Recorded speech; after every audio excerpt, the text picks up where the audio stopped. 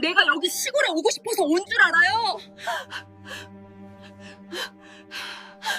열받게 하지 마. 그날 저녁을 잊을 수가 없습니다. 막내딸 지은이가 큰 캐리어 2개를 끌고 대문 앞에 서 있었으니까요. 서울에서 변호사로 일하는 딸이 연락도 없이 갑자기 나타난 겁니다. 그것도 평일 저녁에 말이지요. 딸아이가 현관문을 열며 말했습니다. 엄마, 이제 여기서 같이 살래요. 저는 순간 귀를 의심했습니다. 무슨 소리냐고 물으니 딸은 그저 웃으며 짐을 안으로 들였습니다. 회사는 어떻게 하려고, 서울 집은 어떻게 하냐고 다급하게 물었지만 딸은 다 정리했다는 말만 반복했습니다. 뭔가 잘못된 거라고 느꼈습니다.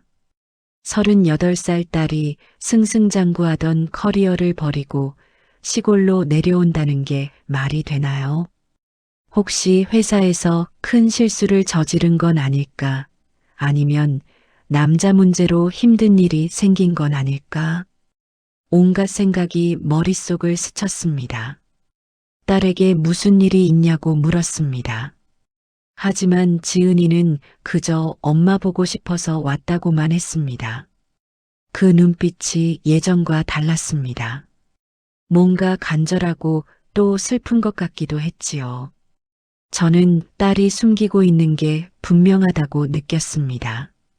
마을 사람들도 수군거리기 시작했습니다.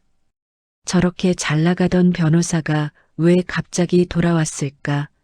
틀림없이 큰 문제가 생긴 거라고 말이지요. 저도 불안했습니다. 하지만 딸은 아무 말도 하지 않았습니다. 딸이 숨기고 있던 비밀은 무엇이었을까요? 이야기를 계속 들으시기 전에 구독과 좋아요 부탁드립니다. 지금 이 사연을 어디에서 듣고 계신지 너무 궁금하네요. 저는 원주에서 이 사연을 제작하고 있어요. 서로 안부 나누어요. 제 이름은 박순자입니다. 올해 68살이 되었지요. 남편을 10년 전에 먼저 보내고 이 시골 마을에서 혼자 살아온 지도 벌써 그만큼의 세월이 흘렀습니다. 세 자식을 키우느라 평생을 고생했지만 아이들이 모두 잘 자라준 게 제일 큰 위안이었습니다. 큰아들 민수는 부산에서 중학교 교사로 일하고 있습니다. 착한 며느리와 2아이를 키우며 바쁘게 살아가지요. 명절 때마다 내려오면 손주들이 마당을 뛰어다니는 모습을 보는 게 얼마나 즐거운지 모릅니다. 둘째 딸 수진이는 대구에서 간호사로 근무합니다. 결혼한 지 10년이 넘었는데 아직 아이가 없어 늘 마음이 쓰이긴 합니다. 그래도 부부가 화목하게 잘 지내니 다행이라고 생각했지요. 그리고 막내 지은이는 서울에서 변호사로 일합니다. 셋 중에서 제일 똑똑하고 야무진 아이였습니다. 어릴 때부터 공부를 잘했고 무슨 일이든 열심히 했습니다. 법대를 나와서 큰 로펌에 취직했다고 했을 때 얼마나 자랑스러웠는지 모릅니다. 마을 사람들에게도 자랑했지요. 우리 막내가 서울에서 변호사로 일한다고요. 사람들은 대단하다며 부러워했습니다. 아이들은 모두 착합니다. 명절이면 꼭 내려오고 매달 용돈도 보내줍니다. 전화도 자주 하려고 애쓰는 게 보였습니다. 하지만 자식들도 각자 살기 바쁘니 자주 볼 수는 없었지요. 특히 지은이는 일이 많다며 1년에 한두 번밖에 얼굴을 보지 못했습니다. 전화는 자주 했지만 그것도 항상 바쁘다는 말과 함께 짧게 끝나곤 했습니다. 통화를 하다 보면 딸의 목소리에서 피곤함이 묻어났지만 저는 그저 잘 먹고 건강 챙기라는 말만 반복했습니다. 혼자 사는 게 외롭지 않냐고 사람들이 물으면 괜찮다고 대답했습니다. 정말 괜찮았습니다. 아침에 일어나면 텃밭일을 하고 상추도 뜯고 고추도 따고 토마토도 수확했습니다. 손으로 흙을 만지고 있으면 마음이 편안해졌지요. 점심을 먹고 나면 마을회관에 나가 이웃들과 이야기도 나눕니다. 요즘 농사 이야기, 자식들 이야기, 텔레비전 드라마 이야기를 하며 시간을 보냈습니다. 저녁에는 텔레비전을 보다가 일찍 잠자리에 들지요. 그렇게 하루하루가 지나갔습니다. 하지만 가끔 밤에 잠이 안 올 때가 있었습니다. 그럴 때면 왜인지 가슴이 먹먹해졌지요.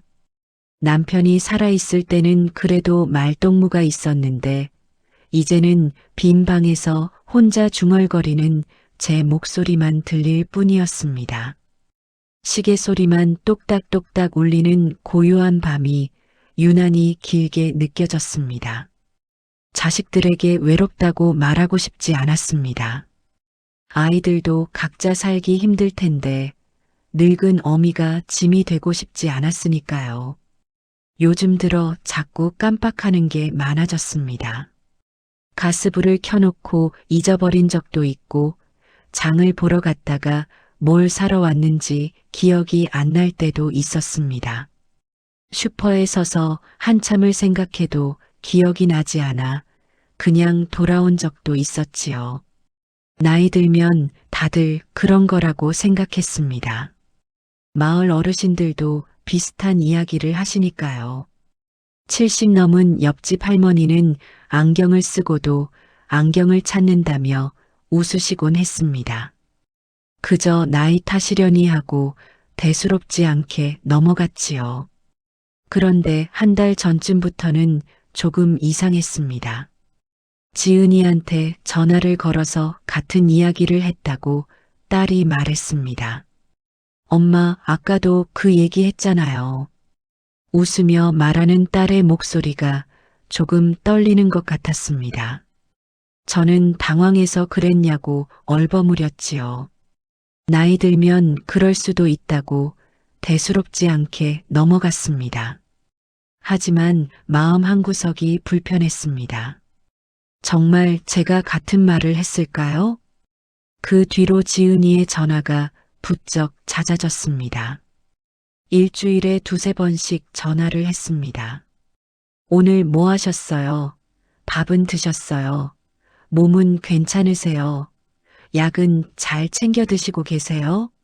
그런 질문들을 했지요.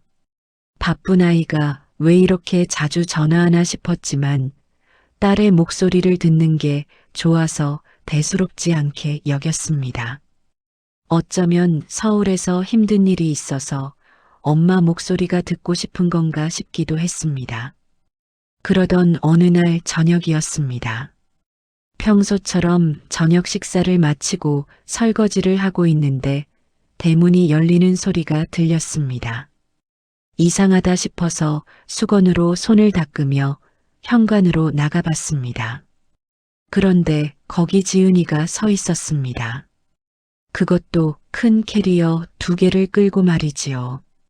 저는 깜짝 놀라 딸을 바라봤습니다. 연락도 없이 갑자기 나타난 겁니다. 평일 저녁에 서울에서 일하고 있어야 할 시간에 말입니다. 지은이의 얼굴이 여인 것 같았고 눈가에는 피곤한 기색이 역력했습니다. 뭔가 큰일이 생긴 게 분명했습니다. 지은이는 그날부터 제 곁에 붙어 있었습니다. 아침에 일어나면 이미 식탁에 아침 식사가 차려져 있었고 제가 밭에 나가려 하면 딸이 함께 따라 나왔습니다. 빨래를 하려 해도 설거지를 하려 해도 지은이가 먼저 나서서 했지요. 심지어 화장실에 가려고 해도 괜찮으시냐고 물으며 뒤따라오는 것 같았습니다. 처음에는 고맙고 좋았습니다. 오랜만에 딸과 함께 지내는 게 즐거웠으니까요. 아침마다 함께 밥을 먹고 저녁이면 나란히 앉아 텔레비전을 보는 게 행복했습니다. 하지만 며칠이 지나자 뭔가 이상하다는 생각이 들었습니다. 딸이 저를 대하는 태도가 예전과 달랐습니다. 마치 유리그릇을 다루듯 조심스럽게 대했고, 제가 무슨 말을 할 때마다 유난히 집중해서 듣는 것 같았습니다. 눈을 똑바로 보며 고개를 끄덕이는 모습이 마치 제 말을 놓치지 않으려는 것처럼 보였지요. 어느 날 아침이었습니다. 저는 지은이에게 어제 마을회관에서 있었던 일을 이야기했습니다. 영숙이네 어머니가 넘어져서 다들 놀랐다는 이야기였지요. 그런데 딸이 조용히 말했습니다. 엄마, 그 얘기 아까도 하셨어요. 아침 먹으면서요. 저는 당황했습니다. 그랬냐고 물으니 지은이는 괜찮다며 웃었지만 그 눈빛이 슬퍼 보였습니다. 걱정스러운 표정을 감추려고 애쓰는 게 역력했습니다. 마을 사람들의 수군거림도 점점 심해졌습니다. 슈퍼에 장을 보러 가면 아주머니들이 수군거렸지요. 저렇게 잘 나가던 변호사가 왜 갑자기 시골로 내려왔을까? 분명히 큰 문제가 생긴 거라고 말입니다. 혹시 회사에서 잘리거나 큰 실수를 한 게 아니냐는 소문도 돌았습니다. 어떤 사람은 횡령을 해서 쫓겨난 거 아니냐고까지 했습니다. 저는 그런 소문을 들을 때마다 화가 났지만 한편으로는 불안했습니다. 이웃집 영숙이네 어머니는 저를 보더니 걱정스러운 표정으로 물었습니다. 순자야, 지은이가 혹시 이혼한 거 아니야? 남자 문제로 힘든 일이 생긴 거 아니겠어? 그래서 내려온 거 아니냐고요. 저는 아니라고 손사래를 쳤지만 속으로는 불안했습니다. 정말 그런 건 아닐까 하는 의심이 들었으니까요. 지은이는 결혼도 안 했는데 무슨 이혼이냐고 했지만 영숙이네 어머니는 요즘 젊은 사람들은 동거도 하고 그런다며 고개를 저었습니다. 그날 저녁 저는 지은이에게 물었습니다. 너 무슨 일 있는 거 아니냐고, 엄마한테는 솔직하게 말해도 된다고, 회사에서 문제가 생긴 거냐고 물었지요. 하지만 지은이는 아무 일도 없다고만 했습니다. 그냥 엄마랑 같이 살고 싶어서 왔다고, 서울 생활이 지겨웠다고 말했습니다. 일도 너무 바쁘고 스트레스도 많아서 잠시 쉬고 싶었다고 했지요. 저는 믿을 수가 없었습니다. 그렇게 일을 좋아하던 아이가, 그렇게 야망이 컸던 아이가 단순히 시골 생활이 그리워서 모든 걸 버리고 왔다는 게 말이 되나요? 로펌에서 일하는 게 얼마나 좋은 자리인데 그걸 그냥 관두고 온다는 게 이해가 되지 않았습니다. 분명히 뭔가 숨기고 있는 게 있었습니다. 며칠 후 더 이상한 일이 벌어졌습니다. 제가 약국에 가려고 준비하고 있는데 지은이가 물었습니다. 엄마, 어디 가세요? 저는 약국에 혈압약 타러 간다고 했지요. 그런데 딸이 말했습니다. 엄마, 혈압약은 작년부터 안 드시잖아요. 의사 선생님이 혈압이 정상이라고 이제 안 먹어도 된다고 하셨잖아요. 엄마가 너무 좋아하셨는데요. 저는 멍하니 서 있었습니다. 그랬던가요? 제가 정말 혈압약을 끊었었나요? 기억이 나지 않았습니다. 지은이는 괜찮다며 웃었지만 저는 마음이 불편했습니다. 왜 제 기억이 자꾸 이렇게 흐릿한 걸까요? 중요한 일인데 어떻게 잊어버릴 수가 있을까요? 그날 밤 잠을 이룰 수가 없었습니다. 최근에 제가 같은 말을 반복한 게 몇 번이었는지 세어봤습니다. 적어도 서너 번은 되는 것 같았습니다. 물건을 두는 곳을 잊어버린 적도 여러 번 있었고요. 냉장고에 넣어둔 반찬이 어디 있는지 몰라서 한참을 찾은 적도 있었습니다. 이게 단순히 나이 탓일까요? 아니면 뭔가 더 심각한 문제가 있는 걸까요? 다음 날 아침 지은이가 외출한다고 했습니다. 시내에 볼 일이 있다며 나갔지요. 저는 딸의 방을 청소하다가 책상 서랍을 열었습니다. 먼지를 닦으려고 했는데 그때 봉투 하나를 발견했습니다. 시립병원에서 온 것 같았습니다. 혹시 지은이가 아픈 건 아닐까? 그래서 서울 생활을 정리하고 내려온 건 아닐까 하는 생각에 가슴이 철렁했습니다. 손이 떨렸지만 봉투를 열었습니다. 그리고 그 안에 들어있는 서류를 보는 순간 저는 그 자리에 주저앉고 말았습니다. 서류에는 제 이름이 적혀 있었습니다. 박순자, 여, 68세. 진료 과목은 신경과였고 진단명은 경도인지장애 의심 소견이라고 적혀 있었습니다. 날짜를 보니 석 달 전이었습니다. 제가 병원에 간 적이 없는데 어떻게 제 이름으로 진단서가 나왔을까요? 아니, 갔었나요? 기억이 나지 않았습니다. 그게 더 무서웠습니다. 손이 떨려서 서류를 제대로 잡을 수가 없었습니다. 경도인지장애라는 말이 무엇을 의미하는지 정확히는 몰랐지만 뭔가 심각한 문제라는 건 알 수 있었습니다. 더 놀라운 건 하단에 적힌 메모였습니다. 보호자 박진은 환자 보호자에게 검사 결과 설명 완료, 정밀 검사 권유함, 추후 관찰 필요. 그 글자들이 눈에 들어오는 순간 가슴이 철렁 내려앉았습니다. 지은이가 저를 병원에 데려간 적이 있었던 걸까요? 아니, 분명히 없었습니다. 석 달 전이면 지은이는 서울에 있었고 저는 여기서 평소처럼 지냈으니까요. 아니면 제가 잊어버린 걸까요? 정말로 병원에 갔었는데 기억을 못하는 걸까요? 그렇다면 지은이가 제 몰래 무슨 일을 한 걸까요?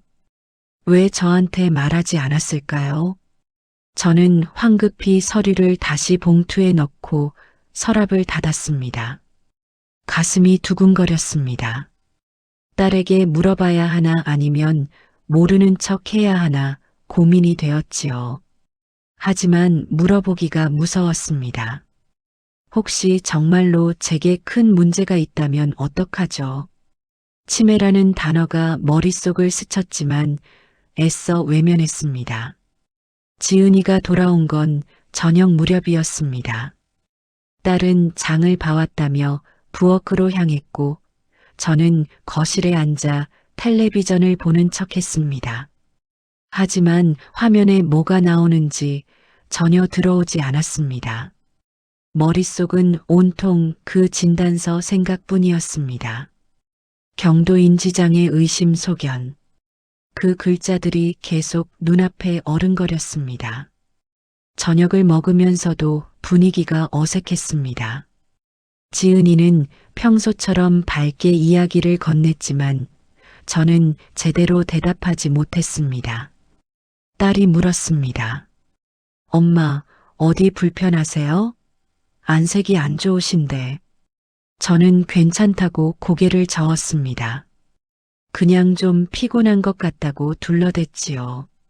그날 밤부터 저는 제 자신을 유심히 관찰하기 시작했습니다. 정말로 제게 문제가 있는지 확인하고 싶었습니다.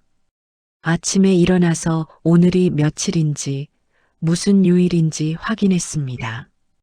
다행히 알 수 있었습니다. 화요일 11월 24일. 어제 저녁에 뭘 먹었는지도 기억났습니다. 된장찌개에 고등어구이였습니다. 하지만 며칠을 지켜보니 이상한 점들이 보이기 시작했습니다. 분명히 냉장고에 넣어둔 반찬이 어디 있는지 찾지 못했습니다. 김치를 찾고 있었는데 아무리 봐도 보이지 않았지요. 지은이가 다른 곳에 옮겨뒀냐고 물으니 딸은 엄마가 직접 거기에 넣으셨다고 했습니다. 그것도 방금 전에요. 제가 넣었다고요? 전혀 기억이 나지 않았습니다. 또 어느 날은 이웃집 아주머니 이름이 생각나지 않았습니다. 30년을 같은 동네에서 살았는데 갑자기 이름이 떠오르지 않는 겁니다.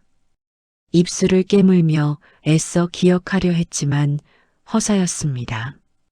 김 씨였던 것 같기도 하고 박 씨였던 것 같기도 하고 도무지 확신이 서지 않았습니다.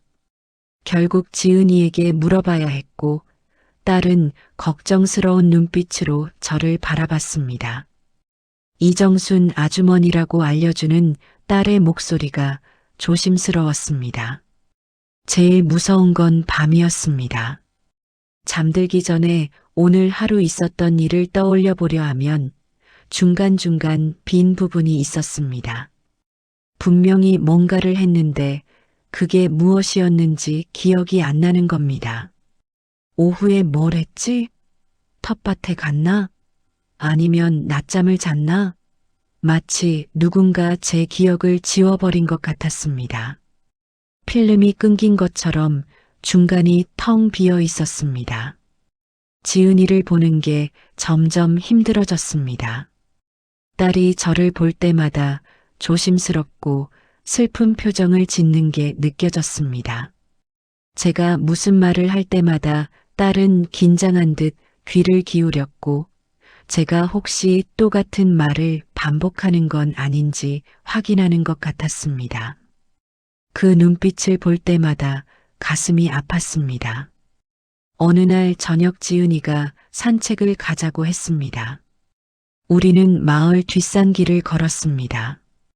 평소 제가 자주 가던 길이었지만 그날따라 길이 낯설게 느껴졌습니다. 어디로 가야 하는지 헷갈렸고 잠시 멈춰서서 주변을 둘러봤습니다. 이 길이 맞나? 저 길로 가야 하나? 갈림길에서 저는 확신할 수 없었습니다. 지은이가 제 손을 잡았습니다. 엄마, 이쪽이에요. 딸의 손이 따뜻했지만 저는 서글펐습니다. 평생 이 길을 걸었는데 이제는 딸의 손을 잡아야만 집으로 돌아갈 수 있다는 게 비참했습니다. 제가 이렇게 무능한 사람이 되어버렸다는 게 슬펐습니다. 집에 돌아온 후 저는 결심했습니다. 지은이에게 물어봐야겠다고, 그 진단서가 무엇이냐고, 왜 저를 속였냐고 따져 물어야겠다고 생각했습니다. 하지만 차마 용기가 나지 않았습니다. 진실을 알게 되는 게 두려웠으니까요. 며칠 후 더 큰 충격이 찾아왔습니다. 아침에 일어나서 부엌으로 갔는데 가스레인지에 냄비가 올려져 있었습니다. 물이 다 증발하고 냄비 바닥이 새까맣게 탔습니다. 연기가 자욱하게 피어올랐고 탄 냄새가 집 안가득했습니다. 지은이가 황급히 달려와 불을 끄고 창문을 열었습니다. 딸의 얼굴이 새하얗게 질려 있었습니다. 딸이 떨리는 목소리로 물었습니다. 엄마, 언제 불 켜셨어요? 저는 대답할 수가 없었습니다. 제가 불을 켰다고요? 전혀 기억이 나지 않았습니다. 아침에 일어나서 부엌에 온 것까지는 기억나는데 가스레인지를 켠 기억은 없었습니다. 지은이는 아무 말 없이 탄 냄비를 치웠지만 저는 그날 하루 종일 불안에 떨어야 했습니다. 손이 계속 떨렸고 가슴이 답답했습니다. 혹시 제가 자다가 일어나서 불을 켠 걸까요? 아니면 전날 저녁에 켜놓고 잊어버린 걸까요? 아무리 생각해도 기억이 나지 않았습니다. 만약 지은이가 집에 없었다면 어떻게 됐을까요? 불이 났을 수도 있었습니다.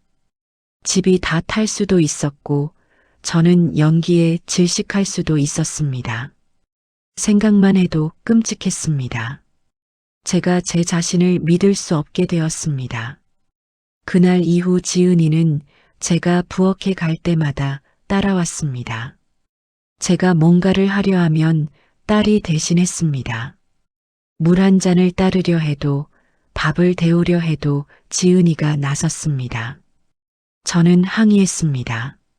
내가 할 수 있다고, 나를 그렇게 무능력한 사람 취급하지 말라고, 아직 내 손이 멀쩡하다고 소리쳤습니다. 하지만 지은이는 그냥 도와드리고 싶어서 그런다고만 말했습니다. 딸의 눈에 눈물이 고여 있는 걸 보고 저는 더 이상 말할 수 없었습니다. 마을회관에도 나가기가 두려워졌습니다. 사람들과 이야기를 나누다가 혹시 제가 똑같은 말을 반복하면 어쩌나, 누군가의 이름을 잊어버리면 어쩌나 하는 걱정이 앞섰습니다. 30년 넘게 알고 지낸 사람들 앞에서 창피를 당할까봐 두려웠습니다. 결국 집에만 있게 됐고 그러다 보니 더 우울해졌습니다. 하루 종일 아무도 만나지 않고 지은이하고만 있으니 답답했습니다. 어느 날 저녁 지은이가 서울에서 온 택배 상자를 열었습니다. 저는 무심코 물었습니다. 뭐가 왔니? 딸이 대답했습니다. 엄마 약이요. 엄마 드시는 영양제랑 건강보조식품이요. 저는 고개를 갸웃했습니다. 제가 그런 걸 먹고 있었나요? 기억이 나지 않았습니다. 지은이가 병들을 꺼내 보여줬습니다. 오메가3, 비타민 D, 은행잎 추출물, 코큐텐. 그 중에서 은행잎 추출물이라는 글자가 눈에 들어왔습니다. 어디선가 들어본 것 같았습니다. 텔레비전 광고에서 본 것 같기도 하고요. 혹시 이게 기억력에 좋다는 약이 아닌가요? 저는 지은이에게 물었습니다. 이거 왜 먹는 거니? 딸은 잠시 망설이다가 대답했습니다. 엄마 건강에 좋아서요. 그냥 영양제예요. 나이 드시면 이런 거 챙겨 드셔야 해요. 하지만 딸의 표정이 어두웠습니다. 뭔가 숨기고 있다는 게 분명했습니다. 눈을 마주치지 못하고 시선을 피하는 게 보였습니다. 그날 밤 저는 인터넷을 검색해 봤습니다. 스마트폰 사용이 서툴렀지만 은행잎 추출물이라고 천천히 입력했습니다. 한 글자 한 글자 눌러가며 검색창에 적었지요. 검색 결과를 보는 순간 가슴이 철렁했습니다. 기억력 개선, 치매 예방, 인지기능 향상, 혈액순환 개선, 이런 단어들이 쏟아져 나왔습니다. 그리고 주로 고령자나 인지기능 저하가 있는 사람들이 복용한다고 적혀 있었습니다. 지은이가 저한테 치매 약을 먹이고 있었던 겁니까?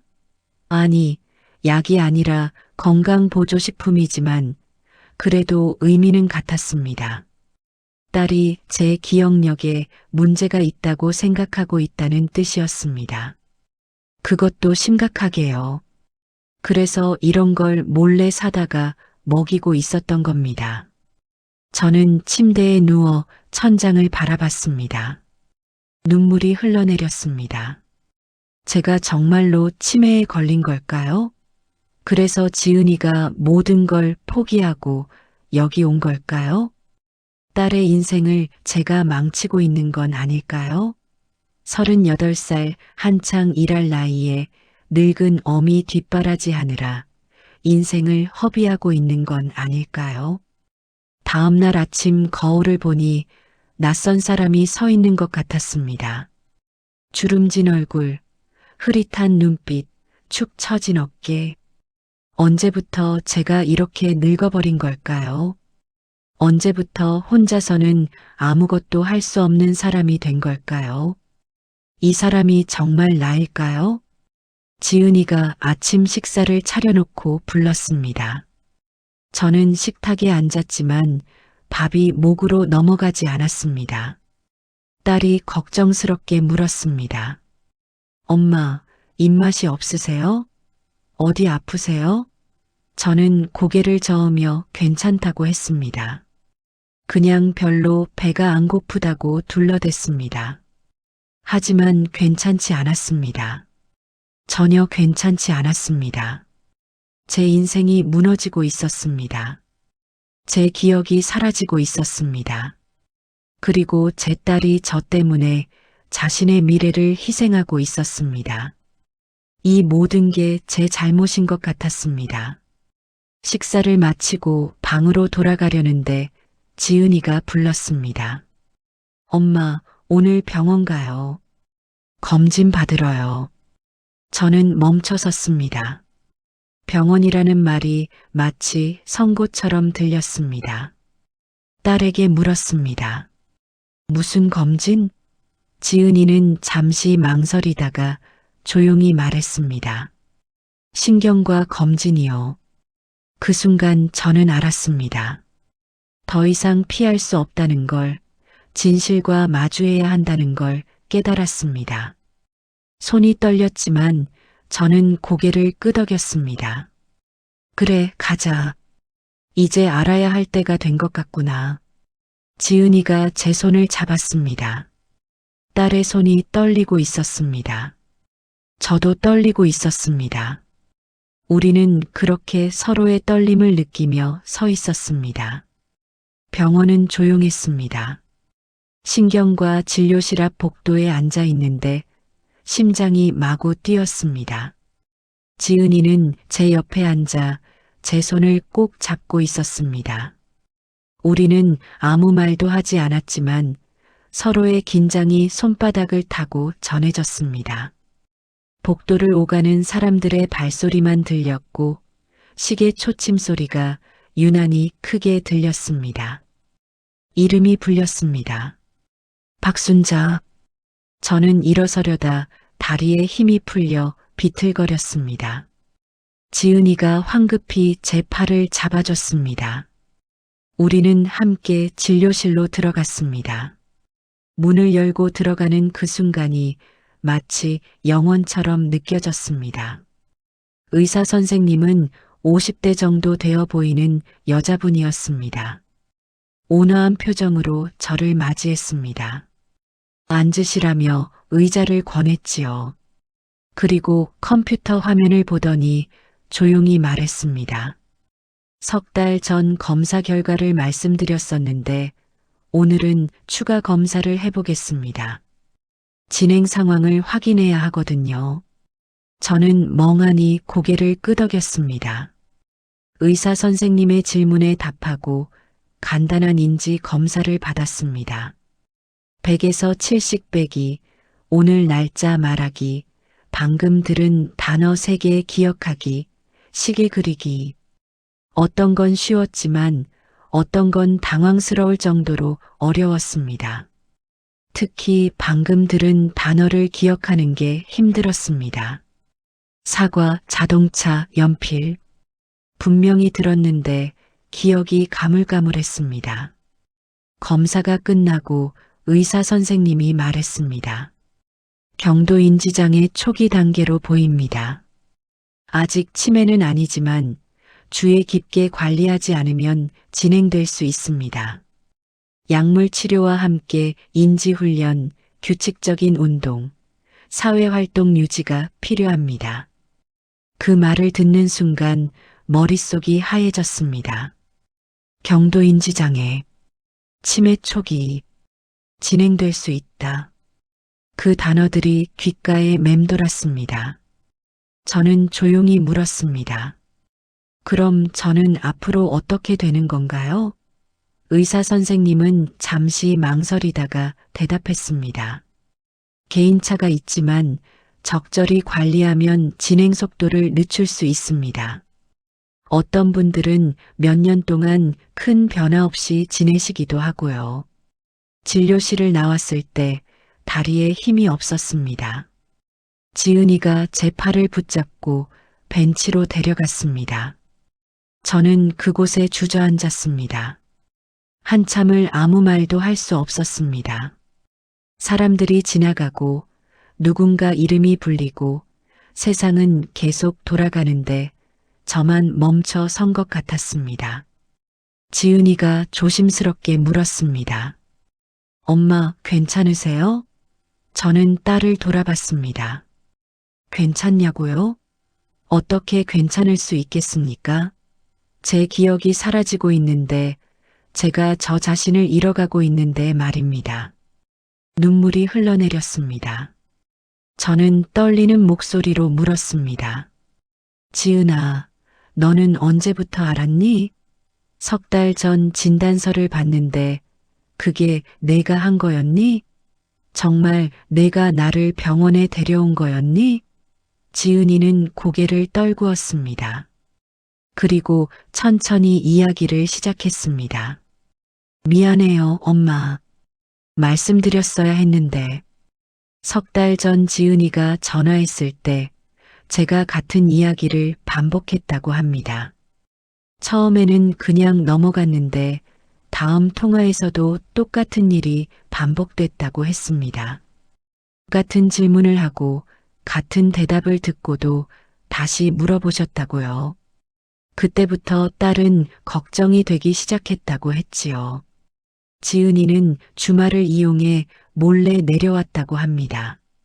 제가 장 보러 간 사이에 집안을 살펴봤고 냉장고에 상한 음식이 있었고 가스레인지 주변이 그을려 있었고 약봉지가 여러 개 겹쳐져 있었다고 했습니다. 제가 약을 먹었는지 잊어버리고 또 먹은 흔적들이었다고 합니다. 그래서 딸은 확신했다고 했습니다. 엄마에게 뭔가 문제가 있다는 걸요. 딸은 그날 저를 설득해 병원에 갔다고 했습니다. 저는 기억이 나지 않았지만 지은이는 그게 단순 건강검진이라고 속였다고 했습니다. 그냥 나이 드시면 정기검진 받아야 한다고요.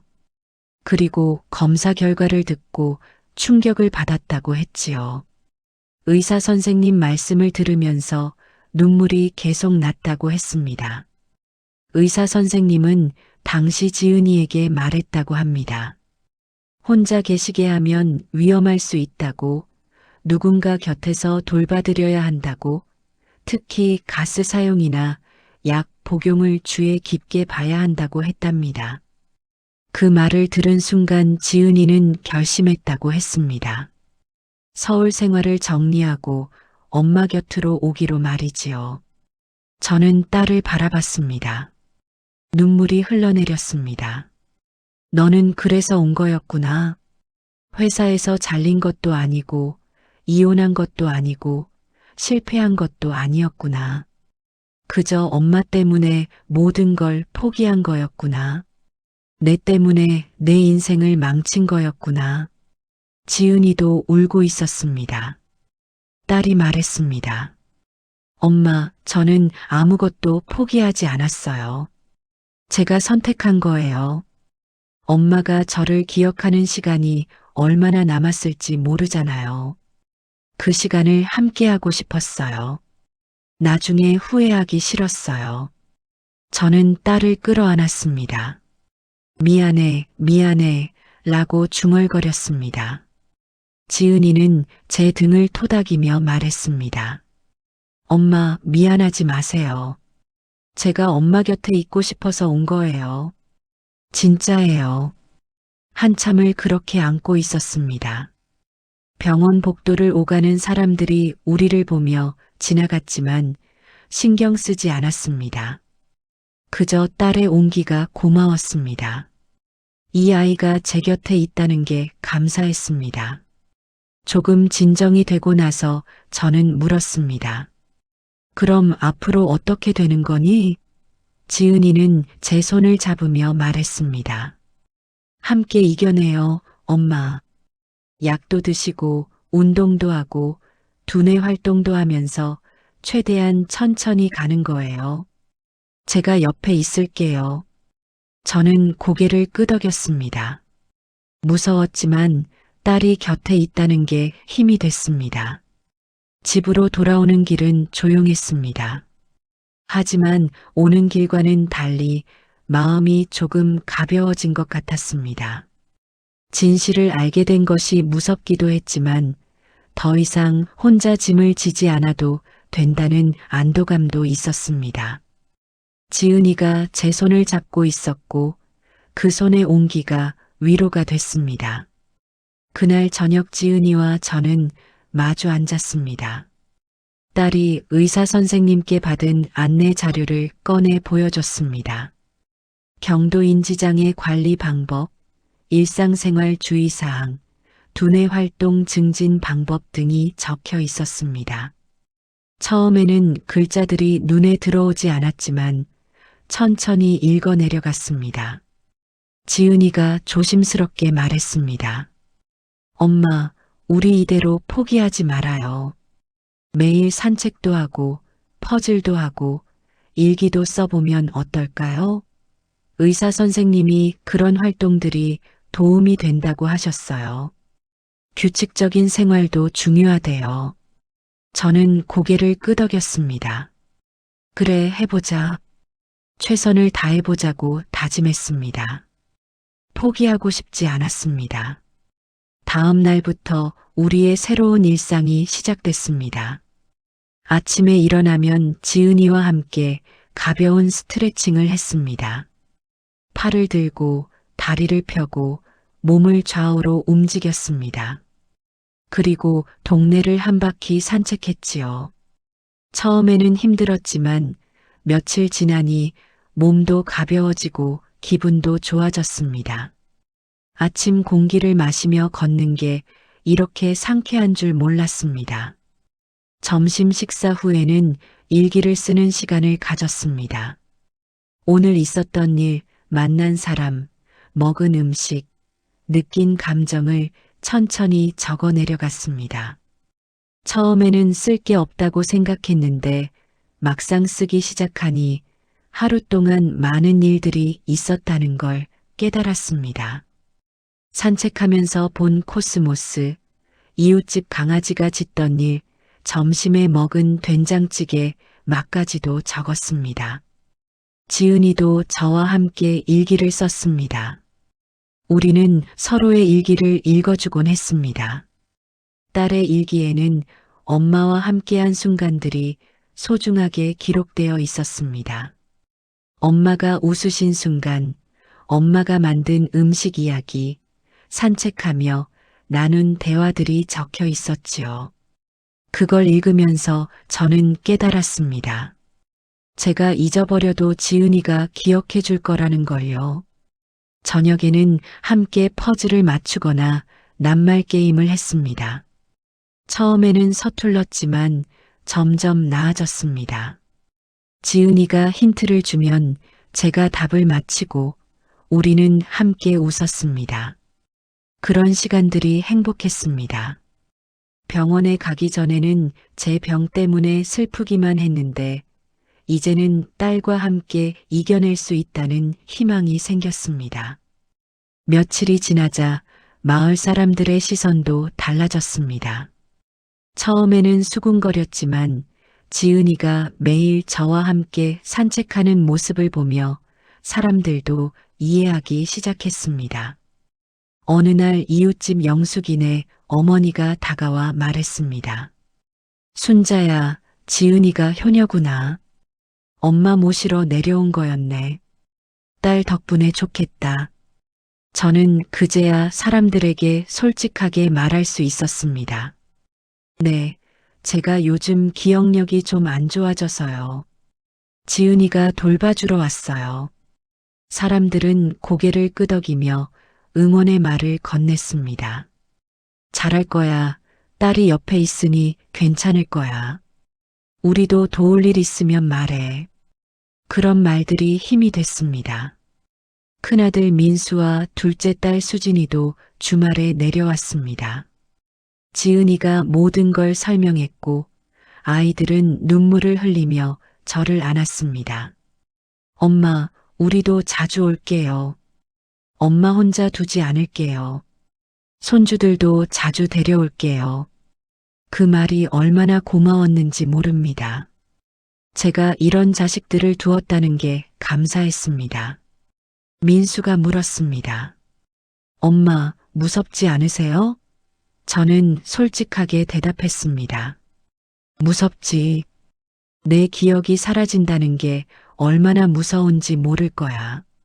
하지만 너희들이 곁에 있으니 견딜 수 있을 것 같구나.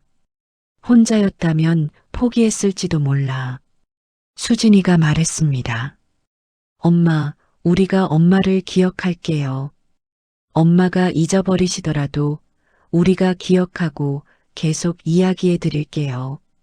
엄마가 얼마나 훌륭한 분이셨는지, 얼마나 우리를 사랑하셨는지 말이에요. 엄마의 이야기를 우리가 간직할게요. 그 말을 듣는 순간 눈물이 터져 나왔습니다. 감사했습니다. 제가 이런 자식들을 키웠다는 게, 이 아이들이 저를 이렇게 사랑해준다는 게 너무나 감사했습니다. 제 인생이 헛되지 않았다는 생각이 들었습니다. 그날 밤 지은이와 둘이서 이야기를 나눴습니다. 딸이 물었습니다. 엄마, 후회되는 거 없으세요?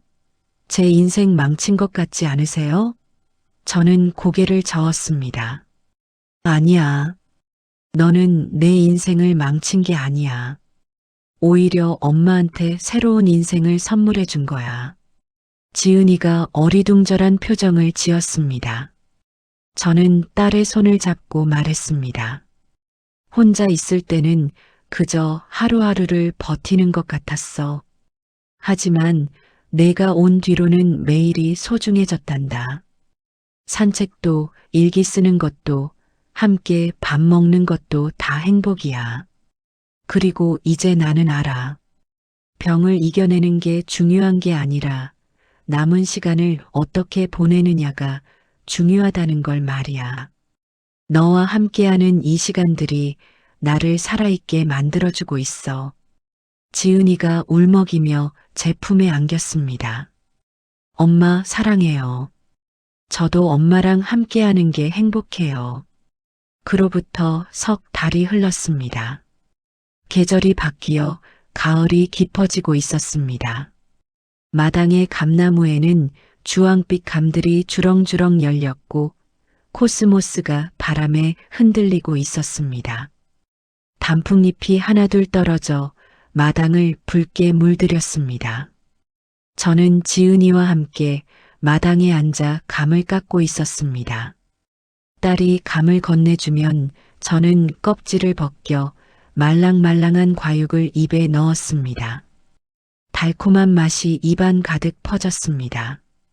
가을 햇살이 따스하게 내리쪼였고 바람이 살랑살랑 불어왔습니다. 여전히 제 기억은 완벽하지 않았습니다. 가끔 같은 질문을 반복했고 방금 전 일도 잊어버릴 때가 있었습니다. 어제 저녁에 뭘 먹었는지 기억이 안 날 때도 있었고 손주 이름을 헷갈릴 때도 있었습니다. 하지만 예전처럼 두렵지는 않았습니다. 지은이가 옆에서 부드럽게 상기시켜 주었고 저는 고맙다며 웃었습니다. 일기장도 이제 제법 두꺼워졌습니다. 매일매일 적어 내려간 기록들이 쌓여서 한 권의 책이 되어 있었습니다. 가끔 예전 일기를 읽어보면 그날의 기억이 되살아났습니다. 아, 그랬지. 그날 우리 이런 일이 있었지. 지은이가 이렇게 웃었었지. 일기장이 제 기억을 대신 간직해주고 있었습니다. 민수와 수진이도 자주 내려왔습니다.